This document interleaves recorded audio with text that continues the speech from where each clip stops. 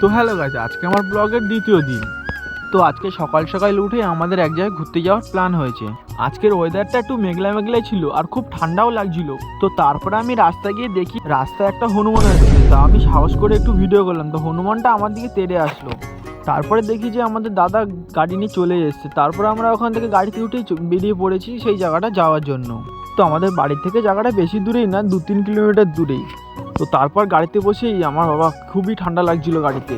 Finally guys আমরা সেই জায়গাটা অবশেষে চলেই এসেছি।